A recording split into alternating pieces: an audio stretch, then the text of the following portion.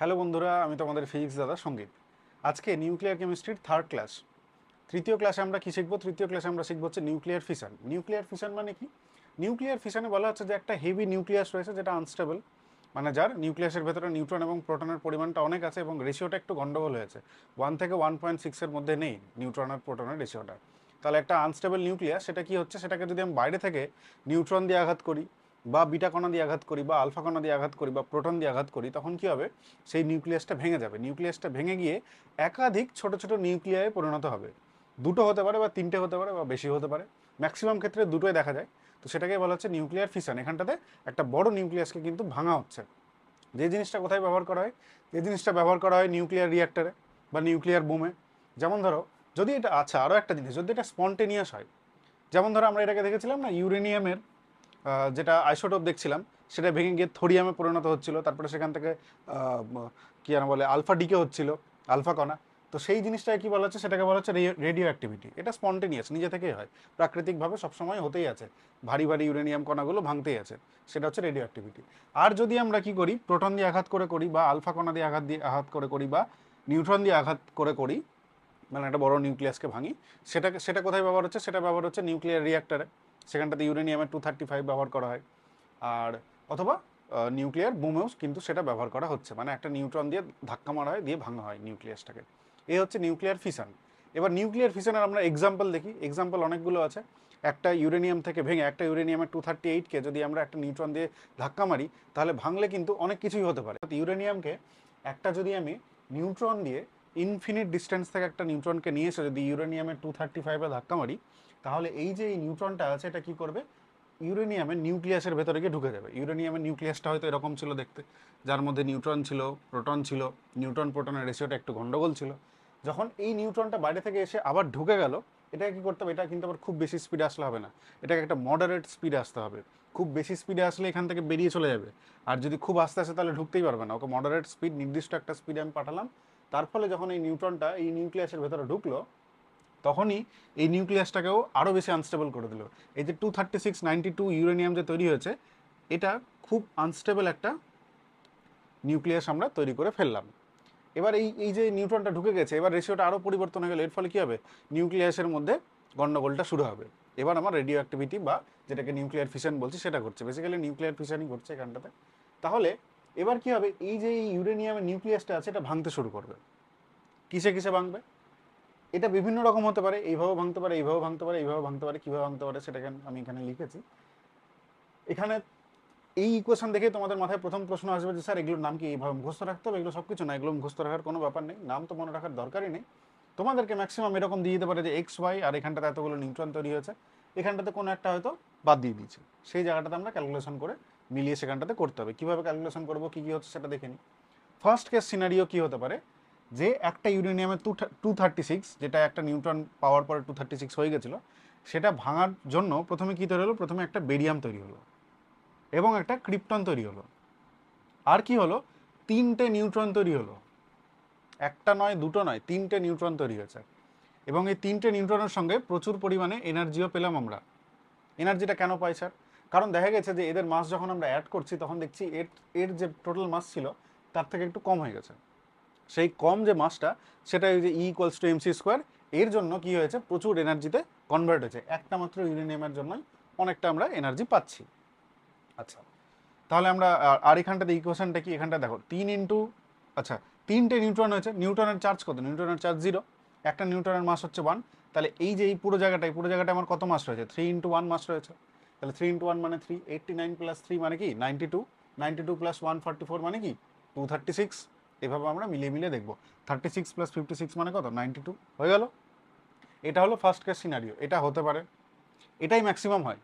যদি আমি 100টা নিয়ে করি তাহলে 50টা দেখবো এটাই হয়েছে, বাকি 50টা এর মধ্যে হবে। দ্বিতীয় ক্ষেত্রে কি হতে পারে? দ্বিতীয় ক্ষেত্রে হতে পারে যে একটা অ্যান্টিমনি তৈরি হলো, যেটাকে আমরা SB দিয়ে লিখি, আর একটা নিওবিয়াম তৈরি হলো, এবং কি হলো? 4টা নিউট্রন তৈরি হলো। ঠিক, মানে দেখো, একটা ইউরেনিয়াম নিয়ে তো আমি পুরো প্রক্রিয়াটা করছি না, অনেকগুলো ইউরেনিয়াম আছে। একটা ইউরেনিয়াম তো খুবই ছোট্ট। তো অনেকগুলো ইউরেনিয়ামকে যখন আমি এক জায়গায় রেখেছি, তারপরে সেখানটাতে আমি নিউক্লিয়াস ধাক্কা দিলাম, নিউট্রন দিয়ে নিউক্লিয়াসে ধাক্কা দিলাম, অনেকগুলো নিউট্রন দিয়ে আমি ধাক্কা দিলাম, বা একটা নিউট্রন দিয়েও দিতে পারি, ধরে নিলাম আমি একটা নিউট্রন দিয়েই দিয়েছি, তাহলে সেখান থেকে একটা তৈরি হলো, তারপরে এখান থেকে যে 3টে নিউট্রন তৈরি হলো, এরা বাকিদেরকে করবে। তো দেখা যাবে যে এটা ম্যাক্সিমাম হচ্ছে, এটাও হচ্ছে, এটাও হচ্ছে, সবগুলোই তৈরি হচ্ছে, কিন্তু ওই রিয়াকশনের মধ্যে এগুলো সবই তৈরি হচ্ছে। থার্ড কেস সিনারিও কি হতে পারে? থার্ড কেস সিনারিও হতে পারে ইউরেনিয়ামকে ভেঙে আমরা পেলাম একটা জেনন, আর কি পেলাম? একটা স্ট্রন্টিয়াম এবং দুটো নিউট্রন। এখানটাতেও যদি আমরা যোগ করি 2 × 1 মানে 2 মাস, এটার মাস হচ্ছে 2, এটা হচ্ছে 94 মানে 96 হয়ে গেল, তার সঙ্গে 140 যোগ করলে আমরা কত পাবো? 236 পাবো। নিচে এর তো কোনো চার্জ নেই, তাহলে 38 + 54 করলে আমরা কত পাবো? 92 পাবো। এরকম করে কিন্তু আমরা এই ইকুয়েশনগুলো মুখস্থ রাখার দরকার নেই আমাদের, এই যে 236 92 দিয়ে দিয়েছে, এখানে সব দিয়ে দিবে, হয়তো এটা দেয়নি, তাহলে আমরা কি করে পারবো? 56 এর সঙ্গে কত যোগ করলে 92 হবে? 36। বা ধরে নাও এখানটাতে এটা দেয়নি, তাহলে আমরা কি করব? 3 × 1 মানে 3 + 89 মানে 92, 92 এর সঙ্গে কত যোগ করলে আমরা 236 পাবো? 144। তাই তো? এই হচ্ছে গল্প, এটা লিখে নাও।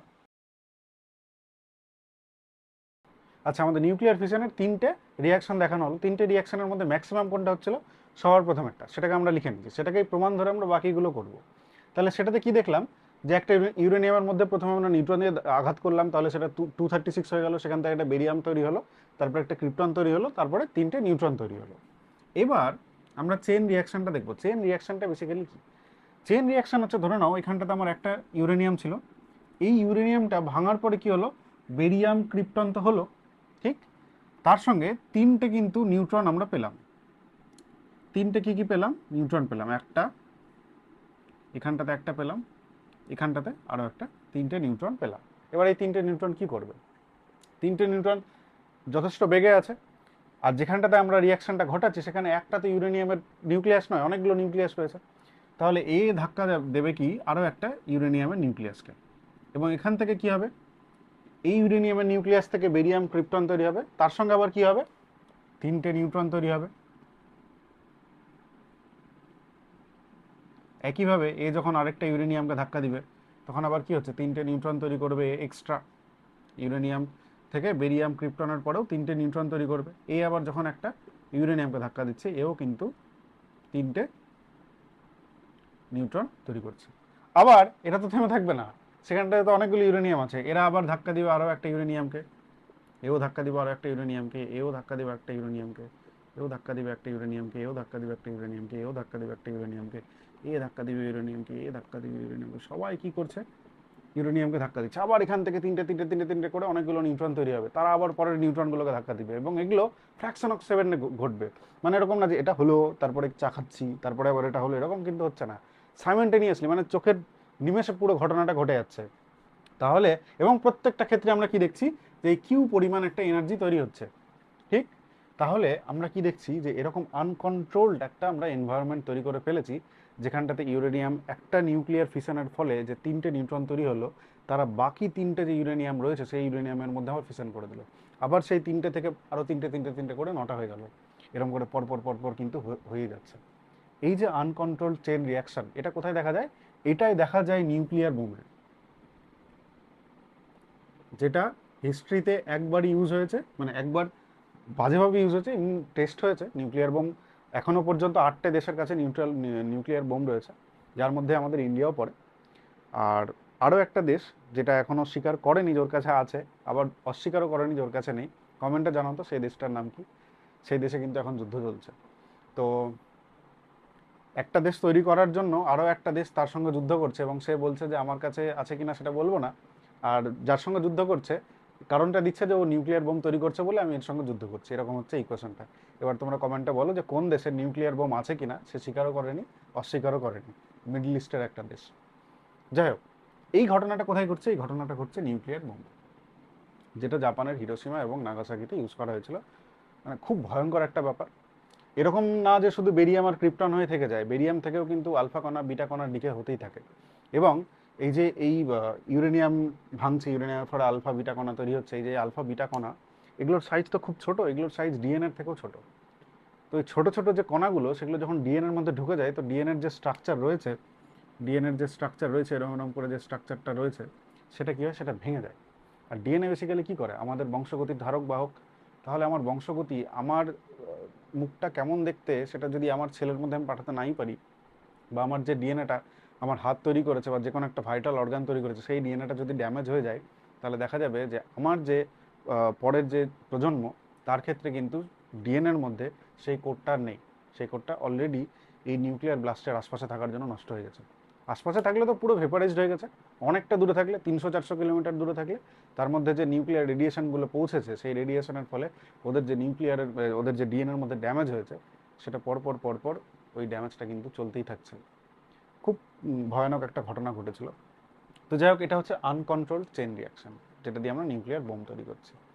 যদি আমরা এটাকে কন্ট্রোল করি, কন্ট্রোল করলে কিন্তু আবার খুব ভালো একটা জিনিস হয়। সেটা কি হয়?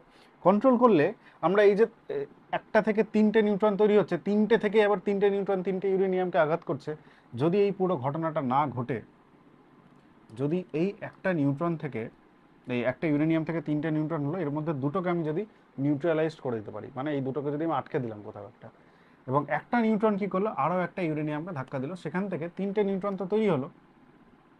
নিউট্রন তো তিনটেই তৈরি হবে, 2.5 বেসিক্যালি হয়, তো তিনটেই ধরে নিচ্ছি, মানে অ্যাভারেজ করে একটা 50% ওই অনুযায়ী করে অ্যাভারেজ করে 2.5 হচ্ছে, আড়াইটা নিউট্রন তৈরি হয় না, পূর্ণ সংখ্যাতেই তৈরি হয়, অ্যাভারেজ ধরা হয় আড়াইটা। তো কন্ট্রোল এনভায়রনমেন্ট কী হবে, কন্ট্রোল চেন রিয়াকশানে কী হবে, এই যে এই তিনটে নিউট্রন তৈরি হয়েছে, এই দুটোকে আমরা কী করলাম, নিউট্রালাইজড করে দিলাম, এটাকে আমরা ব্যবহার করছি না, এটাকে আমি থামিয়ে দিলাম, এর যে স্পিডটা ছিল সেটাকে আমি আটকে দিলাম। আর একটা নিউট্রন যেটা আছে সেটা একটা ইউরেনিয়ামকে গিয়ে আঘাত করলো, আবার যে দুটো তৈরি হলো এটাকেও আমি কী করলাম, থামিয়ে দিলাম।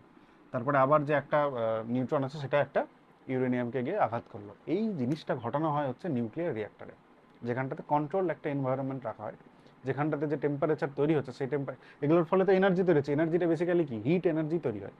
তো যে জুল পরিমাণ আমার দরকার, ওই জুল পরিমাণে আমি তৈরি করছি, এবং সেই জুল দিয়ে আমি কী করছি, জল গরম করছি, দিয়ে টারবাইন ঘোরাচ্ছি, দিয়ে আমি বিদ্যুৎ তৈরি করছি। কিভাবে ঘটছে ঘটনাটা, এটা যদি আমরা একটু ভিজুয়ালাইজ করি, তাহলে নিউক্লিয়ার ফিশন পড়তে মজা লাগবে। নিউক্লিয়ার ফিশন আর বেশি কিছু বলার নেই, এরপরে নিউক্লিয়ার রিঅ্যাক্টর সম্বন্ধে আমরা একটু শুধু শুনে নিই, তাহলে নিউক্লিয়ার ফিশনটা একদম ভেতরে থেকে যাবে। এটা তোমরা লিখে নিতে পারো, চেন রিয়াকশন কন্ট্রোল হলে কি হয়, আনকন্ট্রোল হলে কি হয়। এবার আমরা দেখবো হচ্ছে নিউক্লিয়ার রিঅ্যাক্টর, যেখানটাতে আমরা কি কন্ট্রোল একটা এনভায়রনমেন্ট রেখেছি, যেখানে ইউরেনিয়ামটা কন্ট্রোলভাবে কি করা হচ্ছে, চেন রিয়াকশনটা করা হচ্ছে। কি করে এখানে কন্ট্রোল করা হয়, এই যে লাল লালগুলো দেখছি, এগুলোকে বলা হচ্ছে কি ফুয়েল রড। এটা কি দিয়ে তৈরি, এটা ইউরেনিয়াম 235 আইসোটোপ দিয়ে তৈরি। এখানটাতে যখন আমি কি করছি, বাইরে থেকে একটা নিউট্রন দিয়ে ধাক্কা মেরে দিলাম, 236 হয়ে গেল। তারপরে ওই যে আমরা দেখছিলাম ক্রিপ্টন তৈরি হচ্ছে, বেরিয়াম তৈরি হচ্ছে, এবং তার সঙ্গে কি তৈরি হচ্ছে, তিনটে করে নিউট্রন তৈরি হচ্ছে।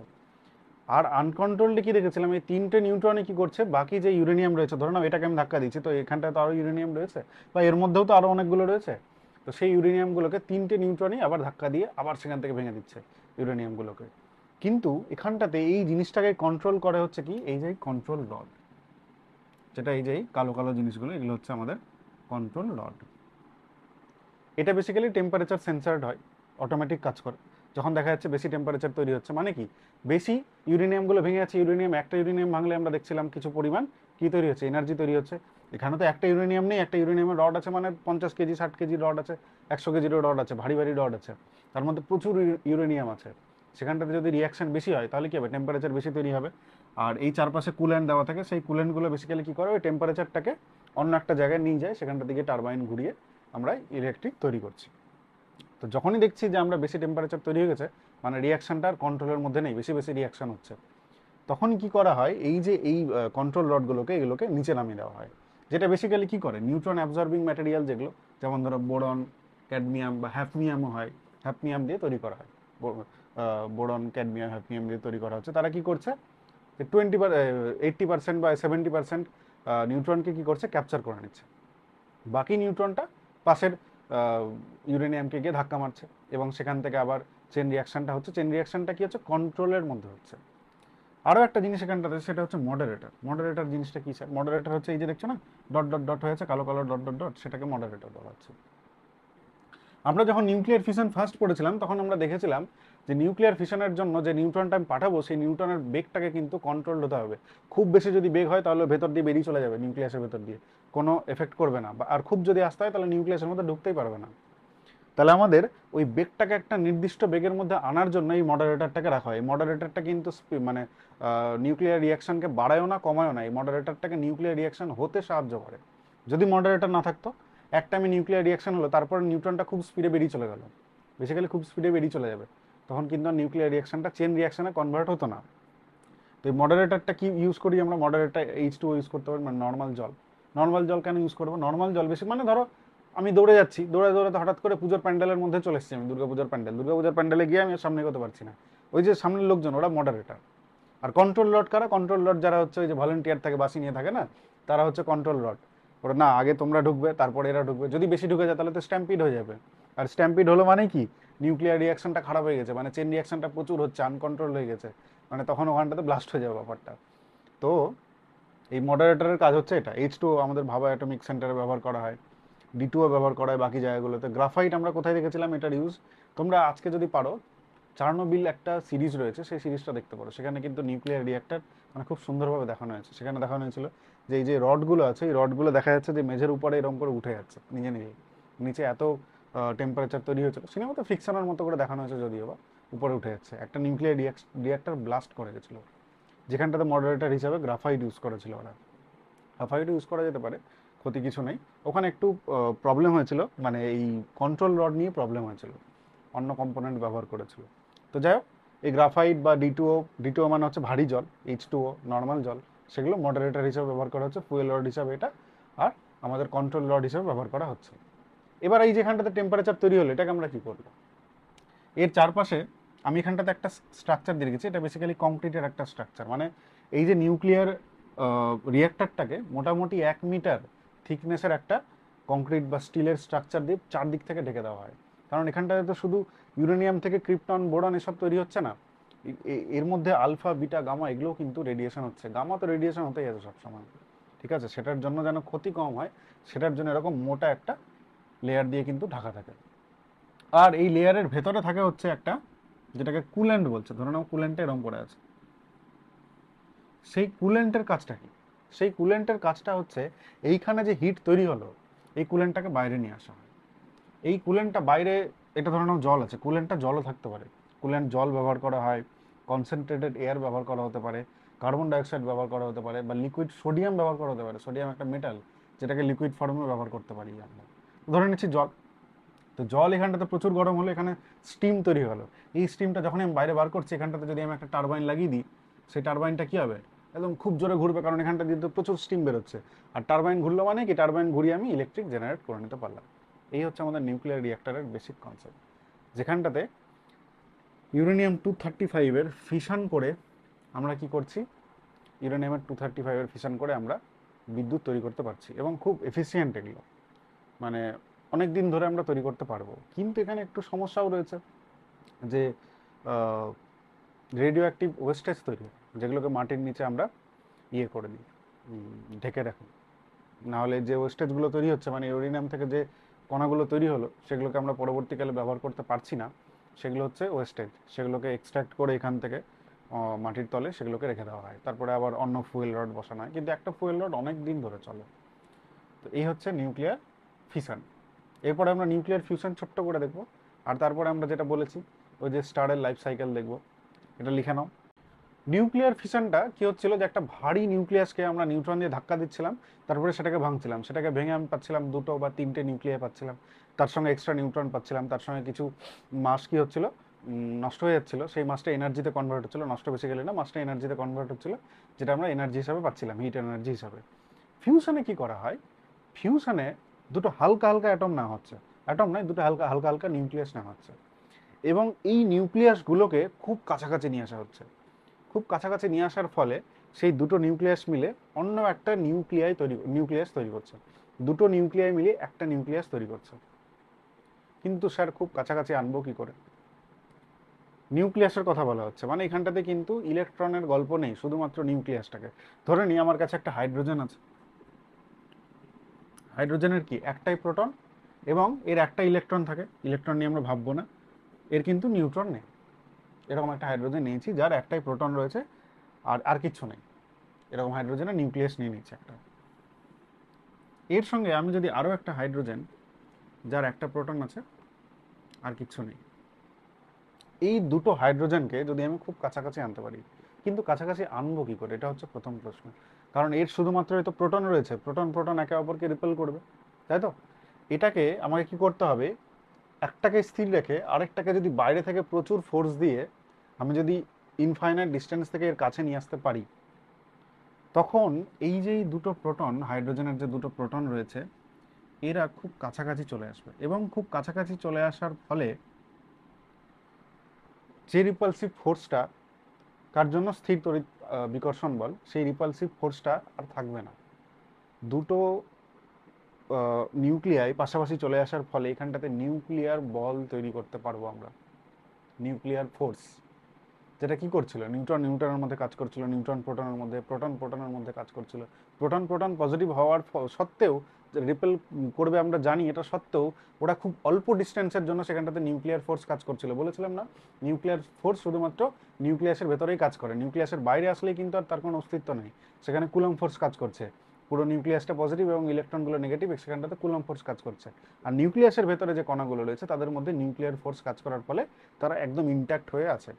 তাহলে আমি যদি দুটো হাইড্রোজেন কণাকে খুবই কাছাকাছি নিয়ে চলে আসি, এতটা কাছেও আনা সম্ভব না, তাও আমি খুব বাইরে থেকে প্রেসার দিয়ে দিয়ে দিয়ে একটা হাইড্রোজেন কণা স্থির আছে আর একটাকে আমি ওর পাশে নিয়ে চলে আসলাম, তখন দেখলাম কি এই দুটো হাইড্রোজেনের যে কণা তার মধ্যে বেসিক্যালি প্রোটনই রয়েছে। সেটা কি হলো, নিউক্লিয়ার ফোর্সের মাধ্যমে এরা ফিউজড হয়ে গেল, সেই ফিউজ থেকে আসলো ফিউশন। তাহলে ফিউজ যদি হয়ে যায় তাহলে এর যেটা তৈরি হবে সেটা কেমন হবে দেখতে, সরি,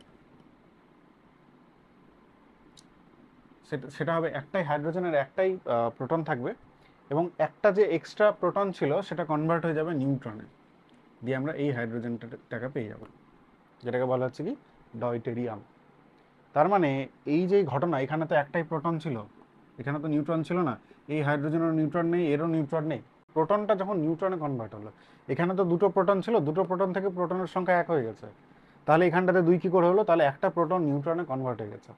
আর প্রোটন যখন নিউট্রনে কনভার্ট হয় তখন আমরা কি দেখেছিলাম, যে একটা বিটা পজিটিভ এমিশন হয়। বিটা পজিটিভ মানে কি স্যার?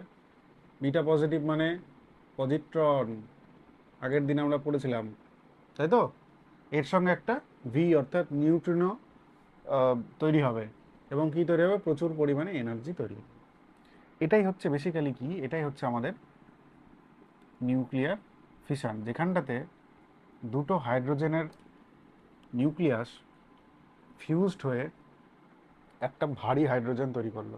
যে হাইড্রোজেনের নিউক্লিয়াসে একটাই প্রোটন রয়েছে, কিন্তু এখানটাতে আমরা কি দেখেছিলাম, এই হাইড্রোজেনের একটা প্রোটন, এরাও একটা প্রোটন, কিন্তু এই প্রোটন প্রোটন থেকে একটা প্রোটন তৈরি হলো আর একটা যে এক্সট্রা প্রোটন ছিল সেটা কনভার্ট হয়ে গেল নিউট্রনে, এবং প্রোটন নিউট্রনে কনভার্ট হলে বিটা পজিটিভ এমিশন হলো, ঠিক, এবং প্রচুর পরিমাণে হিট তৈরি হলো, এই নিউক্লিয়ার ফিউশন। এখানটাতে কি করা হয়, দুটো নিউক্লিয়াসকে প্রচুর হিট দিয়ে দিয়ে দুটো নিউক্লিয়াসকে আমরা ব্লেন্ড করে দিচ্ছি, মিশিয়ে দিচ্ছি, ব্লেন্ডিং যেটা যেমন মিশিয়ে দেওয়া হয়, এখানটাতেও ঠিক সেম ঘটনাটা ঘটছে।